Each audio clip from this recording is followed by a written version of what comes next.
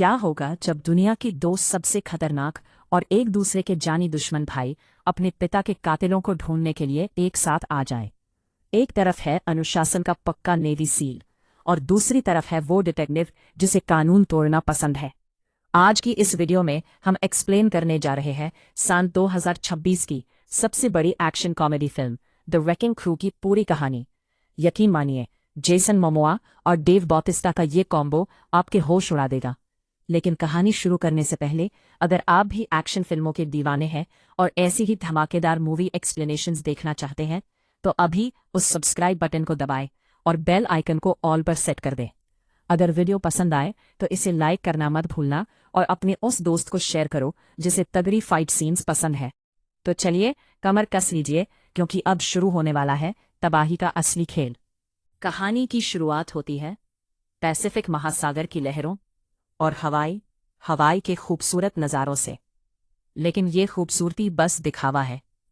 Background में एक भारी आवाज़ गूंजती है। खून का रिश्ता अजीब होता है, आप इसे चुन नहीं सकते, और कभी कभी ये आपकी जान लेने पर उतारू होता है। हम मिलते हैं हमारे पहले हीरो जेम्स डेव बॉटिस्टा से, जो एक सख्त, अनुशासित और बिना किसी फालतू बात के काम करने वाला नेवी सील है।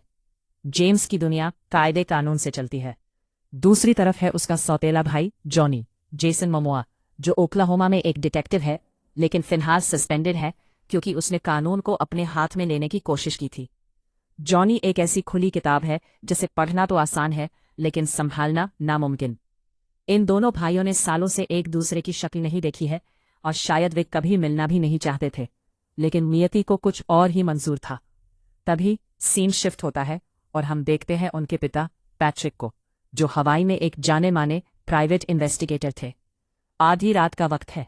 पैट्रिक अपनी कार की ओर बढ़ रहे हैं कि तभी एक काली एसयूवी तेज रफ्तार से आती है और उन्हें कुचलकर निकल जाती है। ये कोई हादसा नहीं, बल्कि एक प्रोफेशनल हिट एंड रन था। पिता की मौत की खबर जब दोनों भाइयों तक पहुंचती है तो उनकी दुनिया बदल जाती है। जेम्स अपने मिलिट्री डिसिप्लिन के साथ और जॉनी अपनी पुरानी बाइक और गुस्से के साथ हवाई पहुंचते हैं। फ्यूनरल, अंतिम संस्कार के वक्त ही दोनों के बीच की नफरत और पुरानी कड़वाहट साफ दिखने लगती है। जेम्स को लगता है कि जॉनी एक बिगड़ा हुआ इंसान है, जबकि जॉनी को लगता है कि जेम्स एक रोबोट है जिसे भावनाओं से कोई लेना देना नहीं। लेकिन जब वे अपने पिता के पुराने दफ्तर की तलाशी लेते हैं तो उन्हें एक ऐसी चीज मिलती है जो साबित करती है कि उनके पिता की मौत महज एक इत्तेफाक नहीं थी। पैट्रिक एक ऐसी फाइल पर काम कर रहे थे जिसका कोड नेम था द रेकिंग क्रू। ये फाइल कोई मामूली जानकारी नहीं, बल्कि हवाई के सबसे शक्तिशाली लोगों के काले कारनामों का कच्चा चिट्ठा थी। जेम्स और जॉनी को महसूस होता है कि उनके पिता किसी बहुत बड़ी और खतरनाक साजिश के करीब पहुंच चुके थे, और शायद इसी वजह से उन्हें रास्ते से हटा दिया गया। जैसे ही वे दफ्तर से बाहर निकलते हैं, उन पर घात लगाकर हमला किया जाता है। यहाँ हमें पहली बार इन दोनों भाइयों का एक्शन अवतार देखने को मिलता है। एक तरफ जेम्स की टैक्टिकल फाइटिंग और दूसरी तरफ जॉनी का कच्चा और अनियंत्रित पावर। दुश्मनों को धूल चटाने के बाद उन्हें एहसास होता है कि अगर उन्हें जिंदा रहना है और पिता का बदला लेना है तो उन्हें साथ आना ही होगा। कहानी अब उस मोड़ पर आ गई है जहां से वापसी का कोई रास्ता नहीं है। अब लक्ष्य साफ है, पता लगाना कि वो रेकिंग क्रू कौन है जो पूरे शहर को अंदर ही अंदर खोखला कर रहा है। एक अंधेरे और धुएं से भरे कमरे में, जहां शहर के ताकतवर लोग एक बड़ी मेज के चारों ओर बैठे हैं, यहां हमें फिल्म के मुख्य विलेन गवर्नर स्टैंटन का चेहरा पहली बार साफ दिखता है। स्टैंटन केवल राजनीति का खिलाड़ी नहीं है, बल्कि वो हवाई की जमीन को एक ऐसे अंडरवर्ल्ड हब में बदलना चाहता है जहां कानून का नहीं, बल्कि उसके लालच का राज चले। उसे खबर मिल चुकी है कि पैट्रिक के दोनों बेटे शहर में हैं और उन्होंने उसके दफ्तर में हाथ पांव मारना शुरू कर दिया है। स्टैंटन अपने सबसे भरोसेमंद और बेरहम साथी, जो याकुजा का एक बड़ा लीडर है, को आदेश देता है कि इन दोनों भाइयों को जड़ से खत्म कर दिया जाए। पैट्रिक ने जो गलती की, उसके बेटों को उसकी कीमत चुकानी होगी। स्टैंटन के ये शब्द हवा में एक ठंडी सिहरन छोड़ जाते हैं। इधर जेम्स और जॉनी अपने पिता के एक पुराने सेफ हाउस में छिपे हुए हैं। ये जगह एक पुराने कबाड़ खाने के पीछे बनी एक गुप्त लैब जैसी है। जॉनी वहां रखी एक पुरानी शराब की बोतल खोलता है और अपने पिता की यादों में खो जाता है, जबकि जेम्स पागलों की तरह उस code name the racking crew को डिकोड करने में लगा है। जेम्स के पास सेना की ट्रेनिंग है, वो हर चीज को एक पैटर्न में देखता है। उसे पता चलता है कि ये नाम किसी इंसानी टीम का नहीं बल्कि एक बुलडोजर प्रोजेक्ट का है, जो हवाई के संरक्षित जंगलों और स्थानीय लोगों की पवित्र जमीन पर अवैध कसीनो बनाने की योजना है। लेकिन चौंकाने वाली बात यह है कि इस प्रोजेक्ट के लिए पैसा विदेश से यानी जापानी माफिया के जरिए आ रहा है। जैसे ही जेम्स ये हैच खोलता है, अचानक से पूरे सेफ हाउस की लाइट कट जाती है। सन्नाटे को चीरते हुए केवल एक आवाज आती है, एक लेजर साइट की लाल बिंदी जॉनी के सीने पर चमक रही है। अगले ही पल गोलियों की बौछार शुरू हो जाती है। याकुजा के प्रोफेशनल हिटमैन ने उन्हें चारों तरफ से घेर लिया है। ये सीन पूरी तरह से हाई ऑक्टेन एक्शन से भरा है। जेम्स अपनी मिलिट्री सूझबूझ का इस्तेमाल करते हुए स्मोक ग्रेनेड फेंकता, जबकि जॉनी अपनी ताकत के दम पर एक भारी मेज को ढीक आल बनाकर दुश्मनों पर टूट पड़ता है। दोनों के बीच तालमेल की भारी कमी है। जेम्स चाहता है कि वे छुपकर वार करें, लेकिन जॉनी को सीधे भिड़ना पसंद है। मौत के इस तांडव के बीच उन्हें एक घायल हमलावर से एक अहम सुराग मिलता है, एक शिपिंग कंटेनर का नंबर जो कल रात होनोलुलु पोर्ट पर पहुंचने वाला है। इस हमले के बाद दोनों भाइयों को समझ आता है कि वे केवल अपनी जान बचाने के लिए नहीं लड़ रहे, बल्कि वे उस आखिरी उम्मीद के रक्षक हैं जिसे उनके पिता मरते दम तक बचाना चाहते थे। नफरत अभी भी है, लेकिन अब उसमें एक दूसरे के लिए थोड़ा सम्मान भी जुड़ गया है। रात के सन्नाटे में होनोलुलु का बंदरगाह पोर्ट किसी कब्रिस्तान जैसा लग रहा है, जहां विशालकाय जहाजों की परछाइयां पानी में नाच रही हैं। जेम्स और जॉनी एक ऊंचे क्रेन पर छिपे हुए हैं। उनकी नजरें उस शिपिंग कंटेनर पर टिकी हैं, जिसका नंबर उन्हें पिछले हमले के दौरान मिला था। जेम्स अपनी दूरबीन से देख रहा है कि नीचे भारी हथियारों से लैस गार्ड्स तैनात हैं, जो किसी सामान्य शिपमेंट की सुरक्षा तो बिल्कुल नहीं कर रहे। जेम्स का प्लान है चुपचाप अंदर घुसना, जानकारी जुटाना और बिना शोर किए निकल जाना। लेकिन जॉनी, जिसका सब्र का बांध टूट रहा है, अपने हाथ में एक लोहे की रॉड घुमाते हुए कहता है, प्लान ए बहुत बोरिंग है, क्यों न हम सीधे धमाके के साथ एंट्री करें। जेम्स उसे डांटता है, लेकिन इससे पहले कि वह कुछ और कह पाता, जॉनी नीचे कूद चुका होता है। अब तबाही तैयार है। जैसे ही जॉनी नीचे पहुंचता है, वहां भगदड़ मच जाती है।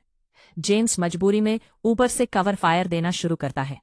वे उस कंटेनर को खोलने में कामयाब हो जाते हैं, लेकिन अंदर जो मिलता है उसे देखकर दोनों के होश उड़ जाते हैं। गक्स या सोना नहीं है, बल्कि करोड़ों डॉलर के सर्वर और डिजिटल डेटा माइनिंग मशीनें हैं। जॉनी को एक लैपटॉप मिलता है जिसमें उन सभी अधिकारियों के नाम और बैंक डिटेल्स हैं जिन्होंने गवर्नर स्टंटन से रिश्वत ली थी। लेकिन तभी एक गूंजती हुई आवाज आती है। ये याकुजा का मुख्य हत्यारा केंजी है। केंजी और उसके आदमी दोनों भाइयों को घेर लेते हैं। यहां एक जबरदस्त हैंड टू हैंड कॉम्बैट देखने को मिलता है। जेम्स अपनी बेल्ट और चाकू का इस्तेमाल करके प्रोफेशनल तरीके से लड़ता है, जबकि जॉनी अपनी रॉ पावर से कंटेनर्स के दरवाजों को ही ढाल बना लेता है। लड़ाई के बीच में जेम्स को एक फाइल मिलती है जिस पर उसके पिता के दस्तखत हैं। एक पल के लिए जेम्स का दिल बैठ जाता है। क्या उसके पिता भी इस भ्रष्टाचार का हिस्सा थे? जॉनी चिल्लाकर कहता है, पुराने बुढ़े पर शक मत कर, वो हमें बचाने की कोशिश कर रहे थे। तभी एक बड़ा धमाका होता है और पूरा पोर्ट धुएं से भर जाता है। पुलिस की सायरन की आवाजें पास आने लगती हैं। जेम्स और जॉनी को वहां से भागना पड़ता है, लेकिन उनके पास अब वो डिजिटल वॉलेट है जो इस पूरे स्कैम की चाबी है। जैसे ही वे अपनी गाड़ी में बैठकर निकलते हैं, उन्हें एहसास होता है कि दुश्मन केवल बाहर नहीं बल्कि उनके घर के अंदर भी है।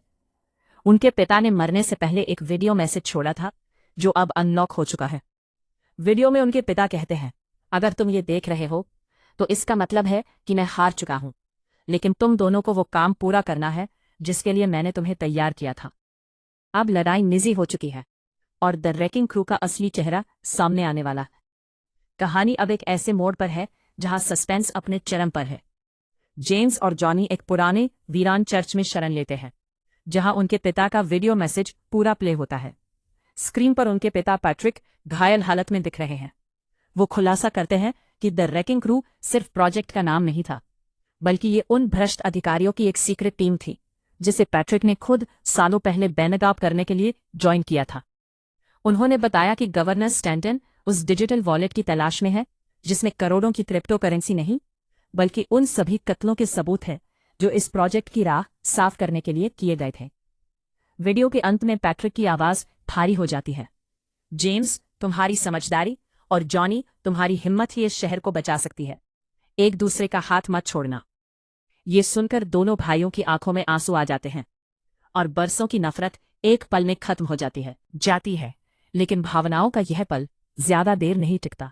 अचानक चर्च की कांच की खिड़कियां चकनाचूर हो जाती हैं। गवर्नर स्टैंटन ने अपनी पूरी ताकत झोंक दी है। इस बार सिर्फ याकुजा नहीं बल्कि भ्रष्ट पुलिस की स्मैट SWAT टीम भी उनके पीछे है। जेम्स और जॉनी को समझ आ जाता है कि उन्हें फंसाया जा रहा है। दुनिया की नजरों में अब वे ही अपराधी हैं जिन्होंने अपने पिता को मारा और अब शहर में आतंक मचा रहे हैं। चर्च के अंदर एक खूनी संघर्ष शुरू होता है। जेम्स अपनी मिलिट्री सूझबूझ का इस्तेमाल करते हुए चर्च के घंटों और रस्सियों को जाल की तरह इस्तेमाल करता है, जबकि जॉनी भारी लकड़ी के बेंचों को हवा में उछालकर दुश्मनों का रास्ता रोकता है। वे जैसे तैसे वहां से निकलने में कामयाब होते हैं, लेकिन उन्हें पता चलता है कि गवर्नर ने उनके एक आखिरी करीबी मददगार को किडनैप कर लिया है। अब भागने का समय खत्म हो चुका है। जेम्स खामोशी से अपनी बंदूक लोड करता है और जॉनी की ओर देखकर कहता है, हमें उनके गढ़ में घुसना होगा। जॉनी मुस्कुराता है और अपनी जैकेट ठीक करते हुए जवाब देता है, मैं तो कब से यही चाह रहा था। वे तय करते हैं कि वे गवर्नर के उस आलीशान रिसॉर्ट पर हमला करेंगे जहां द रैकिंग क्रू की जीत का जश्न मनाया जा रहा है। यह एक सुसाइड मिशन है जहां दो भाई हजारों दुश्मनों के खिलाफ खड़े हैं, लेकिन अब उनके पास खोने के लिए कुछ नहीं है सिवाय उस सम्मान के जो उनके पिता ने उन्हें दिया था। रात की गहराइयों में दोनों भाई उस पहाड़ी की तरफ बढ़ते हैं जहां से पूरे हवाई का नजारा दिखता है और जहां आज रात न्याय का सबसे बड़ा धमाका होने वाला है। पहाड़ी के ऊपर बना गवर्नर स्टैंटन का आलीशान रिसॉर्ट किसी किले से कम नहीं है। जश्न की लाइटें और हथियारों की चमक साथ साथ दिख रही है। जेम्स और जॉनी दूर से इस नज़ारे को देख रहे हैं। जेम्स एक प्रोफेशनल नेवी सील की तरह आखिरी बार हथियारों की चेकलिस्ट बनाता है और जॉनी को समझाता है, यह कोई गलियों की लड़ाई नहीं है, यहां एक गलती और सब खत्म। जॉनी अपनी ट्रेडमार्क मुस्कान के साथ एक सिगार सुलगाता है और कहता है, गलतियां करना ही तो मेरा स्टाइल है भाई। तभी आसमान में बिजली कड़कती है और दोनों भाई दो अलग अलग दिशाओं से रिसॉर्ट के अंदर घुस जाते हैं। जेम्स छाया की तरह अंधेरे में गायब हो जाता है और एक एक करके गार्ड्स को खामोशी से ढेर करता है, जबकि जॉनी एक चुराए हुए बख्तरबंद आर्मर ट्रक को सीधे मुख्य गेट से टकरा देता है। पूरे रिसॉर्ट में अलार्म गूंज उठता है। युद्ध शुरू हो चुका है। अंदर का नजारा किसी तबाही से कम नहीं है।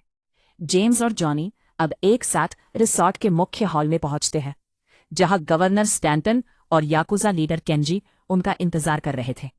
गोलियों की आवाजों के बीच हैंड टू हैंड कॉम्बैट का सबसे बेहतरीन सीन शुरू होता है। जेम्स का सामना केंजी से होता है, जहां तलवार और चाकू के बीच एक जानलेवा मुकाबला चलता है।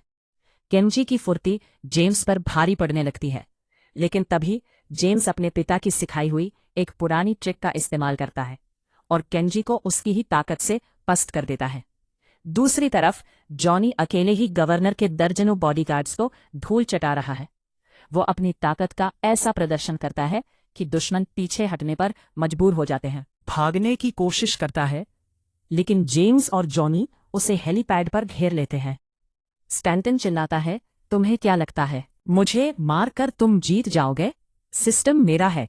जॉनी उसे एक जोरदार मुक्का मारते हुए जवाब देता है, सिस्टम तुम्हारा होगा, पर यह सड़कों का न्याय हमारा है।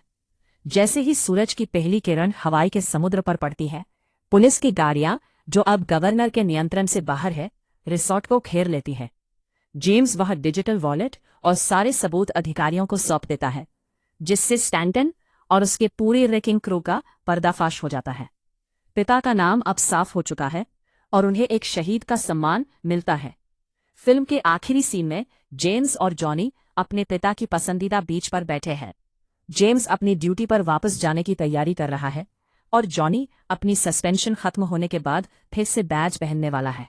जेम्स कहता है, शायद हम फिर कभी साथ काम न करें, जिस पर जॉनी हंसते हुए जवाब देता है, अगली बार मुसीबत तुम्हें खुद ढूंढ लेगी। दोनों भाई एक दूसरे से हाथ मिलाते हैं और अलग अलग दिशाओं में चले जाते हैं, लेकिन इस बार उनके दिलों में नफरत नहीं बल्कि एक दूसरे के लिए गर्व है। इसी के साथ द रैकिंग क्रू की यह धमाकेदार कहानी यहाँ खत्म होती है।